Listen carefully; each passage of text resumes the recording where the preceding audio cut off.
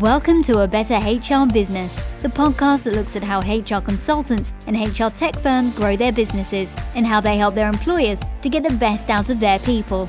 Remember, for show notes and downloads, go to www.getmorehrclients.com/podcast. That's getmorehrclients.com/podcast. Okay, let's get started.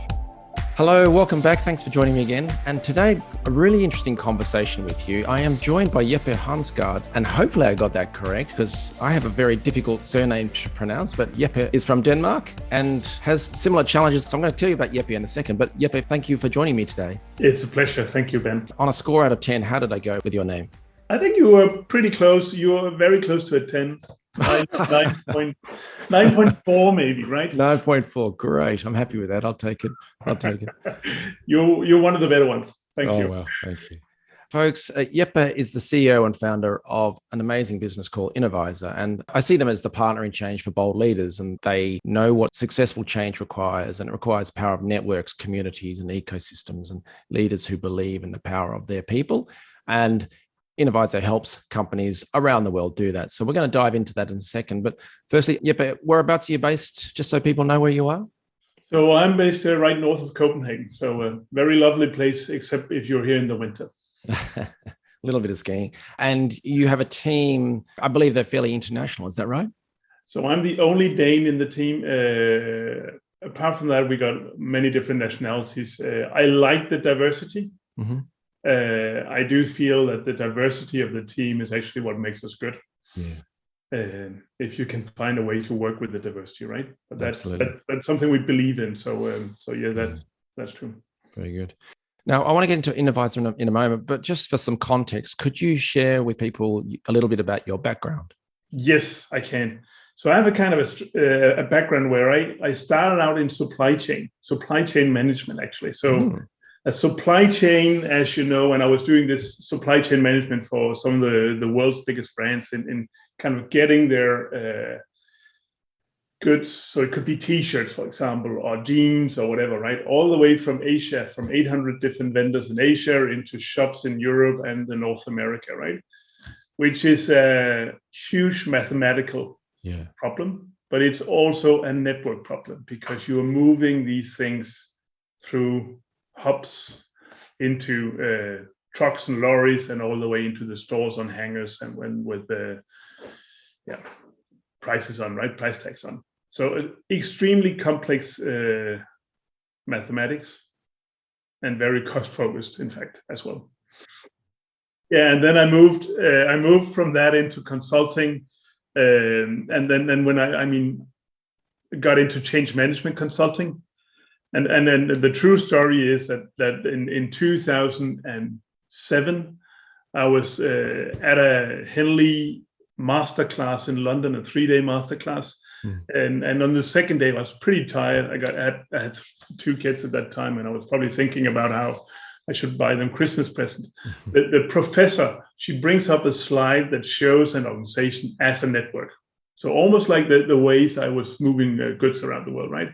And in that slide where you could see the organization network, you could see some people having more influence, more influence than maybe even the former leaders, right?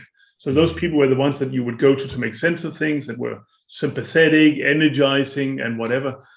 And that just hit me because suddenly I could see, okay, so if we could find those informal leaders, right, then I could make change work. Yeah. And then on the other side, I actually knew the mathematics behind it because I had been doing this in my past life. It's an interesting concept. I remember reading, I think it was a book, Tom Peters in Search of Excellence or something like that. But one of the little things in there was around employees. The workforce watches the leaders. They see what happens, even down to little stuff like who does the CEO have lunch with in the corporate restaurant or whatever it is. And they see these little nodes where people are gathering for the influence. And, I find that fascinating, absolutely fascinating. But that is the exactly thing that we do. And then, I moved on to consulting and then built my own business, which is Innovisor, which is where we work with these networks of people and find out how to engage them and mobilize them so a company can be successful. Got it. Now, we've been talking about supply chain, logistics, hubs, nodes. mathematical formula, but where does a beer hall fit into this story? Somewhere in Stuttgart, I'm thinking? Yeah. So that is true, because whereas, I really was starting to work with these very big companies for supply chain was in Stuttgart. And now I'm giving you a secret here, right? Because there's a beer fest going on in Munich, right? But that's all for tourists. If you want the real thing, you have to go to Stuttgart. So I don't know the exact numbers right now, but in when I was there, I think the Munich beer fest had around 500,000 visitors per day. Wow. The Stuttgart one had 400,000 per day. So it's almost the same size, but it's where the Germans go, right? So that's the exact best place to go. It's more traditional. It's not people being dressed up and in fancy shorts or whatever. It's the right place. It's the real thing. So you should go there. And I have been there many, many times since I lived in Stuttgart back in the 90s. And was there some discussion at one of the over a beer, perhaps, of thinking process around your business development? Oh, you know that as well. There actually, at a certain point of time when the financial crisis hit, we got hit in 2009, right? I decided to bring my entire team to Stuttgart. You could either kind of lean back and say, okay, we're out of business, or you could do what we did was, and that was, I brought them all to Stuttgart, the entire team. And then we had some team workshops, but above all, we connected due to the beer fest. The beer fest kind of gave us the excuse to have fun together, and fun actually connects people. It releases oxytocin in your body, which is kind of the hormone that you need to kind of move together, right? So that's actually a trick. I still use that. So very soon here in May, we will take the entire team to Italy to do what we call a pop-up office. And we go there for 3 days to have fun together, drink red wine, but of course also strategize. Very clever.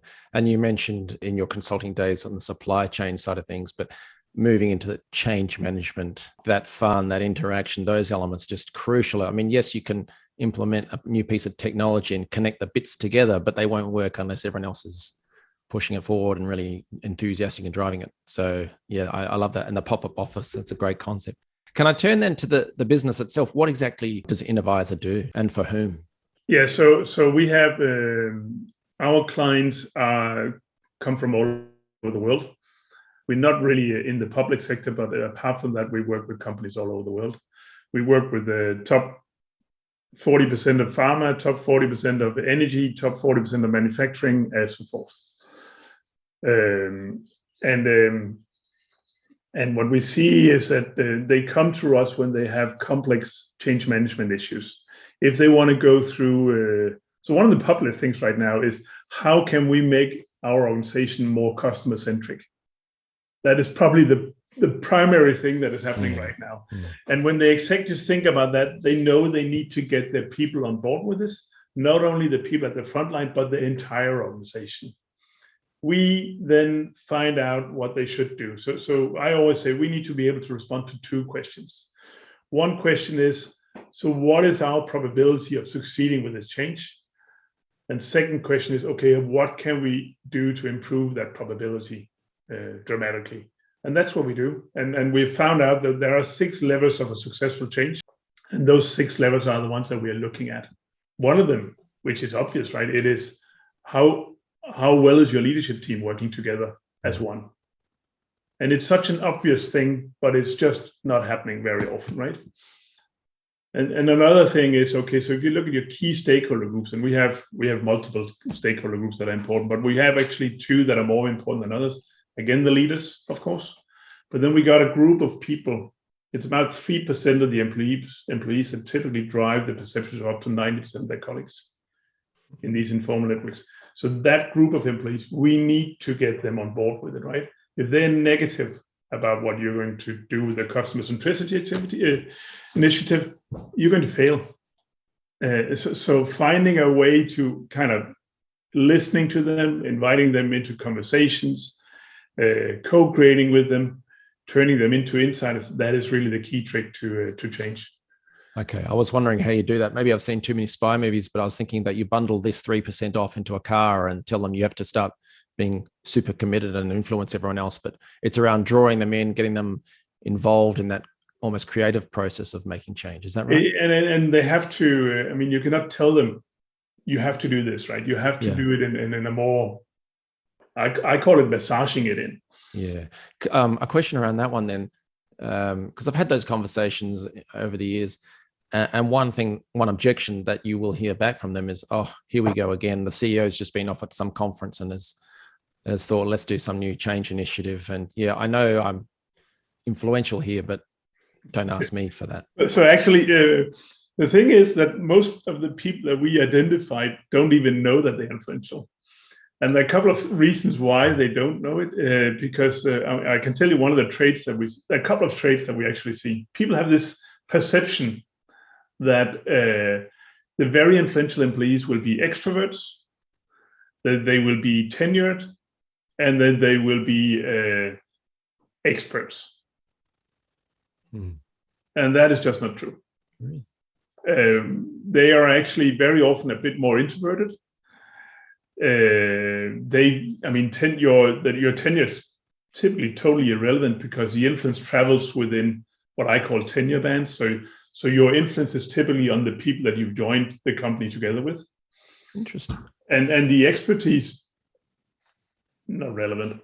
It's more about how sympathetic you are, how compassionate you are, how trustworthy you are, how warm, maybe even. That's interesting. So if I look back, for example, when we started out, I often did a quiz with the top executives, even in smaller companies, and I asked them, so who do you think your most influential employees are? And then they would write down a list of names on a piece of paper. We put it into an envelope, and then we opened it when we were done. And then, to this date, nobody has guessed who their most influential employees are. Really? So it is invisible to people, and I think I can actually explain why it's invisible. It's because the view you have out in your organization is based on your own perceptions, and you can maybe see, I would guess 5 to 10 people out where you actually know what is driving their decisions, their way of thinking, etc. But that's the maximum. That's very interesting. And World Economic Forum or something like that, has been doing so much research on the future of work and the way roles will change and the rise of AI and all sorts of stuff, and certain jobs will disappear. But what you've described there are roles that cannot be necessarily replaced by machinery and algorithms, isn't it? I mean, those hidden influences. The social glue. The social glue. Yeah. Brilliant. Yeah, no. So it's some of the things that we've actually done a lot of research on, because two of the things we work a lot with right now, you have the Great Resignation, you've probably heard about it, is first of all, who should we retain? Because if those really socially intelligent people, or whatever you would call them, if they leave the company, we've actually measured that the probability of other people leaving in their proximity networks, right, increases by up to 500%. And we all know those stories, right? So if one person leaves, then suddenly the whole department, the whole team disappears, right? Yeah. But it all goes down to that one person. So what you as a company want to do is that you want to make sure you build something that retains that person, right? Yeah. The other thing is, so now you're actually getting a lot of new people into the organization. So what do you want to do? You want to have the maximum or the shortest time to value add that you can get to. So what do? You build an onboarding program. The first 14 days, and that's it. You might introduce a new person to a team member and a body in the team, but that's not really what makes people value adding, right? They need to know the hidden networks, the voice of the people. Who is it that they should go to when they face a critical problem? So the other thing you can do is actually finding out, so who are those people that they should go to for different expertises? And then, make it more transparent, make sure that people know who it is. Get them introduced. Well, that has a hidden or side benefit of the influencer or influential person will feel better, more important, valued. Valued is probably the word. So they're more likely to stay, more likely to contribute more, all that kind of stuff, as opposed to, we all know what the typical onboarding process is. Go and speak to the different managers of a department. Yeah, you have to book the meeting yourself. You can find a spot in their calendar. So that is, we use this for many different things, right? So if it's an executive that is being onboarded to an organization, for example, Yep. who is it that they should talk to? They normally get to talk to other executives. But where do they really understand what is happening at the front line or out there in the organization, right? Who is it that they should bump into in the corridors or on Zoom, for that sake, to get an understanding of what is going on? And it's those people. Nice. You described meeting customer needs or improving that focus, but what are the typical use cases or scenarios or pain points that bring client companies to you to fix? Because innovation, change management, it's such a broad area. What are the pain points that you would typically address? So my sense is that the executives that come to us, they come to us because they have this understanding that they need to mobilize the organization if they want to be successful. So typically they have a track record of failed change, and they know it. Mm-hmm. And then they're looking for a different way of engaging with the organization. And that's where we come into the picture, because if you have that understanding of how people relate to each other, who they find sympathetic, who gives them energy, who do they go to stretch their thinking and so forth, then suddenly you understand, okay, who is it that we need to engage with? And that is the insight we give them. The second thing we give them is that we then track their ability to move people's perceptions over time. And we don't look at the entire organization. So we're not doing an engagement survey. We know it's these 3% that I talked about before. They drive the perceptions. We don't need to look at anyone else. We just look at the 3% and say, so have you mobilized to engage them? Have you succeeded in changing their perceptions and emotions and commitments to what you're trying to achieve? In terms of a typical engagement, what would that look like for a company that's trying to address these sort of challenges? So I can tell you, when we get these requests, they typically want the answer yesterday. So this is where the supply chain part in me comes in, right? So we have done everything to squeeze every little activity out of there, so it goes extremely fast. So for example, yesterday we just delivered the action plan to a client, and that was, let me just check the date, 27 days after we actually made the proposal, and probably 24 days after we got the acceptance. So we do this extremely fast. That's really important. Yeah. And it is important, right? And you know as well as I do, executives, they have no patience. And they shouldn't have. I mean, if you want the answer, you should have the answer really fast, right? So that's the engagement, the way it looks. We sometimes do this as an entire organization. That's the one we did yesterday. Mm-hmm. In other cases, we look at team level. So 50 people, even at 50 people, the informal networks matter. 150 or a function, right? Got it. And it can be multiple locations. It can be one location. It can be a community across the organization or whatever. So every single time you think it's about people connecting and networking with each other, that's where we get into the picture. Yeah, nice. For people listening to this, I just think it's so important to pick up on that point there of trying to almost strip out the pain points in the process. I mean, a supply chain, it's all about how can you get somewhere else faster and at cost or lower cost. So how do you strip out pain points that make it more efficient? And you think, well, that's not really around the quality of service, but it is, because there's a bigger picture. The CEO or the executive has their own, the board isn't sitting there telling them, oh, look, take all the time you need. There's no rush with any of this. Relax. So it's not just about the service itself. There's the delivery of it as well. And I can actually say that is also the reason why we track the perceptions afterwards, and we give something away for free. We know that the successful clients, they actually work with the data right afterwards. Yes. Yeah. And I sometimes I have an analogy of the Weight Watchers. Mm-hmm. And I've never engaged myself with Weight Watchers, but what they do is, right, they tell you, we will measure your weight every 14 days. And that's basically the concept. They also give you a diet and whatever, right? But measuring you every 14 days, you make people do what you're telling them. Yeah. And we do the same. We measure every 2 months. How are people doing? Are they working with the informal organization or not. SaaS companies, HR tech companies, that's a big thing for them. They want people to log in quickly and actually click a few things and do a few things quite quickly so that they start to get embedded into it.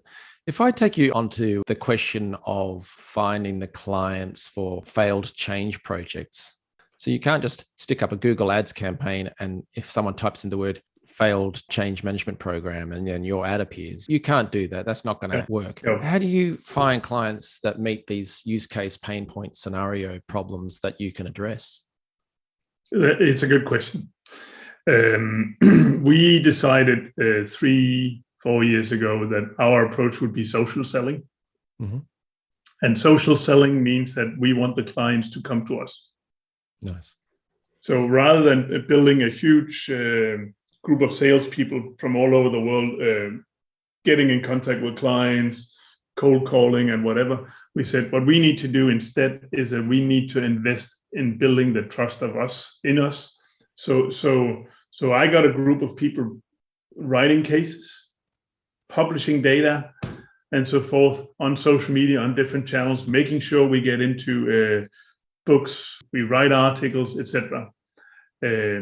And that kind of generates some attention. The other thing we do is that when we have clients, we always ask them, so who can you put us in contact with? And the second thing we ask them is it okay if we use you as a referral or a testimonial, or are you even interested in doing a video with us?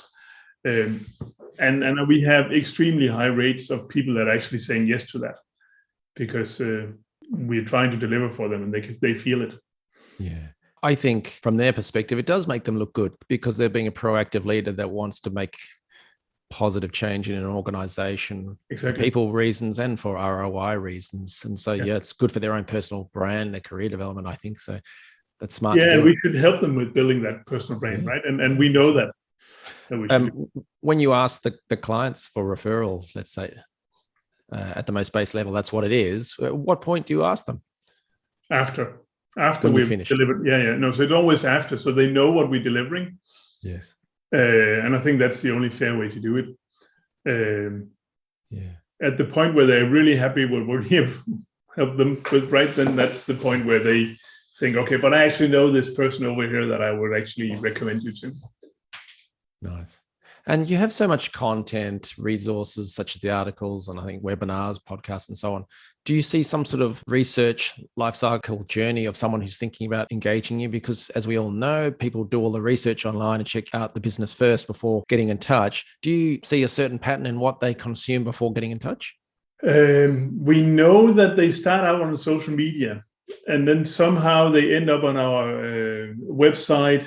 They kind of walk around. They might be even going to a conference and they talk to some other people. They hear about us. And that's normally the point where they decide to reach out to us. Yeah. So at the point where another person says, yeah, you should go to Innovisor, that's where they reach out to us. We then get a contact, contact, any kind of contact. They can come through LinkedIn or Twitter or even just on the website, right? Sure. We then have the challenge that we need to react very fast. Speed. Okay. Yeah. So if you're not getting back in touch with them within 2 days, they're typically lost. At least we can see a higher dropout rate. So it's important for us that we build an engine for getting in contact with people that narrows that period down, right? Yeah. And then it's about how do we then move them through the sales cycle, and then we have a very short time frame actually where we do that. Because the key issue is we need to be in their minds when they face that challenge that they don't know how to work with, because that's the exact time where they should reach out to us. Yeah, absolutely. And while we're looking at getting clients and referrals and things, for someone listening to this, what is your ideal client in case they are already dealing with them as a non-competing HR-related business, whatever that may be? So I got 3 ideal clients, actually, and 2 of them are more ideal than the other one. So let me take the first one. The first one is the HR director. I have the sense that when it's the HR director reaching out to us, they always have to ask somebody else for approval. They do. It's very seldom that they can actually approve anything. So that's the one. We have them, but it's not my ideal client. Then the two other ones is either the top executive or an executive, because they got the budget, they got the challenge, they know if they don't do this, they will not succeed, and they reach out and they take the decision, right? That kind of client, right, we can help enormously within a very short time frame. And the same thing goes for the third one, which is a person that has been put in charge of some kind of large-scale transformation, like building an organization that is more customer-centric in Japan or whatever. Yeah. And they're usually the trouble fixer in the company, aren't they? They've been going from project to project. The CEO moves them from thing to thing to solve. Exactly. And they know that if they don't get the right people on board, they're not going to succeed. And that's actually a really great persona, let's say, to be connected with, because that's what they obviously enjoy doing. They're good at doing. They'll keep doing projects like that. Yeah. If you work with them and connected with them, they'll use you for other stuff. And if they leave the company, they'll bring you with them. Still. Yeah. Okay. That's really good. Really good. Yeah. So those people, right? And then if you say, I talked about the influential people that we find, but that's actually another breed of people they would like to know always, which is what I call the early adopters. Yeah. So, and we know that from marketing, right? But who will be the first ones to adopt this change that we are facing? If you can engage that group of people, so you get traction on your change, that's a small group of people, but so important. And we find those as well. Absolutely. Second last question then is, what's your advice to other founders, CEOs of businesses in the HR sector on how they should grow and become a better business? So I think the biggest learning for me is it's two things, right? But they almost relate to each other. I think the biggest learning is it's your clients that will enable you to grow. So building that, being aware of how you build your client community, and that is the most important thing to me. In my client community, I can always ask someone to stand up as a referral. That makes the sales so much easier. What do you mean by community? Community? How do you mean? Do you mean so in a bunch of companies in a CRM, or do you mean something different? What do you mean by community? So my community, I mean, we nurture a community of old clients that can actually work together on issues. Nice. They can ask each other for help, and we just sitting there in the center as the spider in the web, right? Do you actually get them together, or is it all online? No, it's online. We used pre-COVID, we did get them together. But what I mean is, it's an event, whether it's online or in person. You actually get them in a room or on a call. Yeah, it's not just a little chat box or something like that. No. We get them together to discuss issues. Brilliant. And also to find out, okay, what do you think is interesting? What would be important to look into in the future, right? That's added value for the clients as well. Enormous added value. So that's I think that is something you need to do. Yeah. The community, right? Yeah. The other thing I think you need to do is always focus on quality, because if you don't deliver quality, your reputation will be hurt. And it doesn't really matter with the cost. No matter what you get for it, always deliver quality. I tell my people that they should remember that their name is on the list here, right? So the client will remember the name. It was Ben doing it. It was Jeppe doing it, right? They will not remember what company you come from. So they should always deliver the highest possible quality they can do, because it's their reputation that's on the line. Yeah, just so important. And like we were talking about earlier, that even that speed element, that's connected to the quality. It's not just around how the product is, the outcomes and so on. It's the delivery side of it as well that all rolls in. So then finally, you see so much change. So I'm curious, what are your thoughts on the future of HR or the world of work? I think the future of work is going to be, so a lot of us are talking about hybrid and remote and all of that stuff, right? I don't think it's really about hybrid and remote. I think it's about how do you bring people together to perform? How do you bring the right people together to perform? And the way you then do it, if it's hybrid, remote, or it doesn't really matter. You just need to bring the right people together. And to me, it's a lot about inclusion. It's about belonging. It's about making sure that that people have a place where they can share ideas and be creative together. And then personally, I believe people will deliver, but you need to trust them. Mm. And what I see in our data is I see hierarchies. I actually think hierarchies are needed. Mm. I'm not a believer in like 100% flat organizations. Laissez-faire, yeah. But I do believe that people should have the ability to take decisions. So they should have guiding principles. They should have mandates. They should be able to move forward. There's a lot of leadership in this. There's a lot of communication in this. But there's also a lot of passion and purpose in it.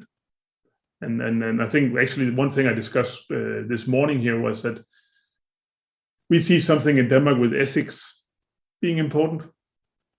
And I think it has just been the importance of ethics now with the invasion of Ukraine, etc., has just been growing tremendously.